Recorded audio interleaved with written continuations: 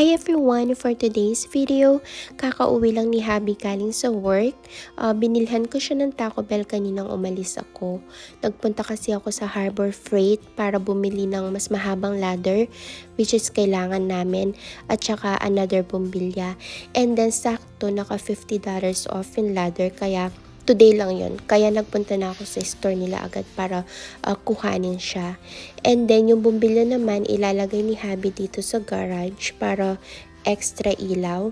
Kasi yung mga sasakyan namin pareho silang black, parang reflection niya is black sa garage, nadidiliman kami. So, kaya bumili siya ng extra bumbilya. And then, which is good naman para sa akin kasi malabo din yung mata ko. Gusto ko maliwanag. Tapos, chinek ko lang yung anak ko kung tapos na siya sa mga school activities niya like seat works or assignments para make sure na before siya mag-cellphone, laptop, or anything na gusto niyang gawin, lahat okay na yung sa school niya.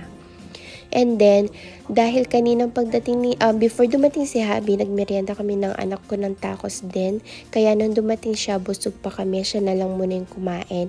Pero eto, around 11 PM na, doon nakaramdam na ako ng gutom. Kaya kumain na din ako ulit. Tapos habang kumakain ako, nag-uusap kami ni Habi about NBA kasi medyo na-stress kami. Kasi lahat, yung apat kasi yung California teams, yung Clippers nasa taas siya. So safe na talaga siya sa playoff. And then yung tatlo, Lakers, GSW, and Kings, nandun sila sa 8, 9, 10 seed. So hindi namin pa alam kung sino talaga magpa-final sa 8, 9, 10, kaya na-stress kami.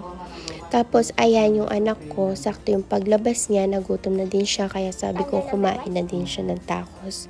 Tapos ayan, pasensyahan niyo na talagang makalat akong kumain. Ayan siya. And then, hindi ko alam, pero gusto kong ilagyan talaga ng ketchup. Gusto kong may nalalasahan akong matamis. Tapos, ayan naman si Kobe. Kailangan bardagulan muna bago siya sumunod. Ayaw niya pang matulog. Ayaw niya pumasok sa crate niya. Gusto niya pang makipaglaro. Pero gusto ko na siyang pasukin kasi mag-aalas 12 na yan. Tapos mga after 100 years, doon sumunod na rin siya. Pumasok na rin siya. Kasi kapag hindi pa siya pumasok, sasaraduhan ko na talaga siya ng pinto. Ayan siya. So that's it for today's guys, sana kahit boring yung video, panoorin nyo pa rin. So please like, watch, and subscribe. Thanks for watching.